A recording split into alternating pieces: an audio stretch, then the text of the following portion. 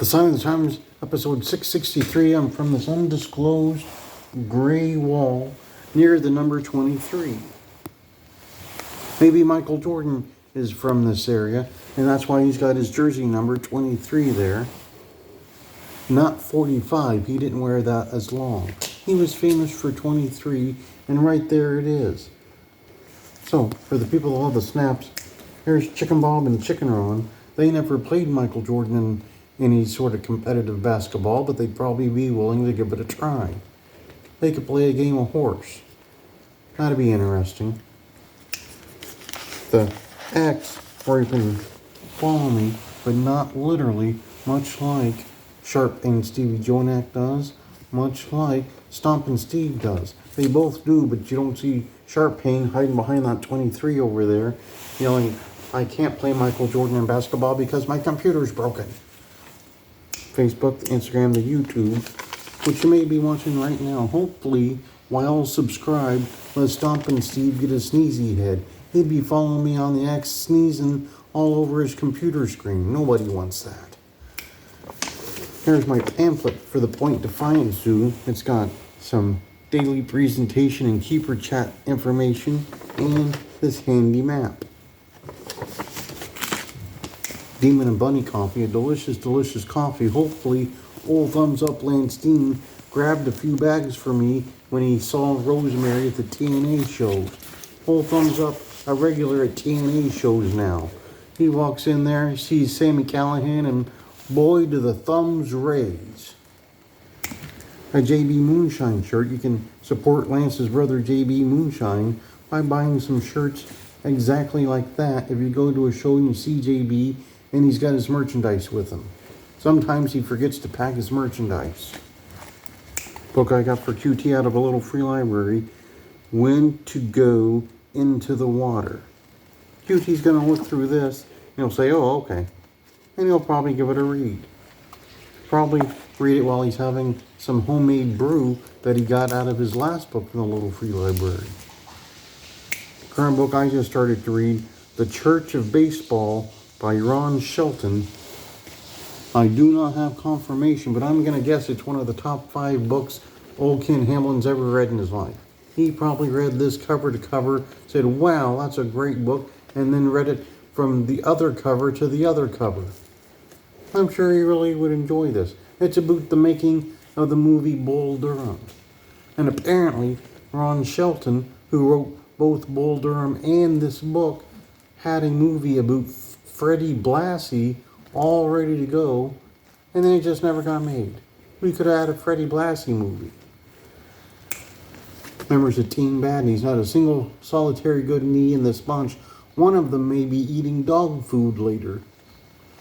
But from what I'm told, it's better than what's served normally at the WOW catering. That David McLean doesn't spend a lot on his catering, I hear. Another proud member who I believe has never eaten dog food, Casey Carlisle. But while making CaseyCarlisle.com at one point, she may watch episodes of Good Times where the episode centered around if his neighbor ate dog food. You could have got pictures like that when she was done with all that. There was one. She had smaller ones. She had this one with a pillow. A little bit sultry. Even more sultry. There she is with the NWA title belt. There she is when she graduated from title belts. There she was. There she is with a lot of belts. If you were old enough. Some of those. There she is with her Uncle Paul. Pa and his freak show. Pa and his wonderful Zach. Pa and his former buddy pal John Lennon. Kevin Sullivan autograph photo. Seymour Schnott autograph photo. Picture of old Ken Hamblin throwing a rock through the McDonald's. He probably said, "You bring me out a book by Ron Shelton about the Durham Bull movie where I'll throw this rock right through your window." They begged off like an old Memphis Hill and come rushing out with the book. RWA flyer. Jakari Frost autograph photo. A newer CAC program, but not the newest. An older CAC program, but not the oldest. Well, this week, a busy week.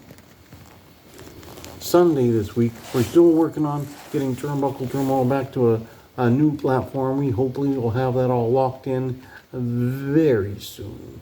Very soon. Monday. Maybe I'll watch some old episodes of Frank's Place. It was a show starring Tim Reed. Tim Reed had his own show called Frank's Place. It was a pretty good show about a restaurant in New Orleans. On Tuesday, not much going on. Wednesday, pretty open. Thursday's pretty wide open.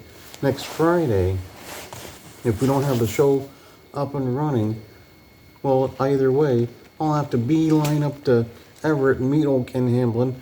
We're going to go to the Harlem Globetrotters game. Old Ken Hamblin probably going to be singing Sweet Georgia Brown, spinning a basketball on his finger.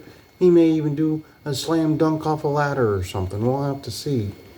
Probably while reading the copy of Ron Shelton's book. But to review from this undisclosed gray background right near the number 23, Sunday, no whole lot going on, but we're working on getting Turnbuckle back up and running. We had the hiatus. Blog Talk will be done by then. They'll cease to exist. But we have all of our shows over at podserve.fm, so you can find every episode we've ever done over there. podserve.fm. On Monday, that's when I'll watch some old episodes of Frank's Place. Tuesday, open. Wednesday's free. Thursday, not much. Friday, the Harlem Globetrotters. Old Ken Hamblin probably going to be reading a copy of Ron Shelton's book and spinning the basketball on his finger while whistling Sweet Georgia Brown. And then maybe, just maybe, he'll go and he'll watch episodes of the Harlem Globetrotters animated show and episodes of Hello Larry, which starred, of course, Meadowlark Lemon. But pretty much episode 663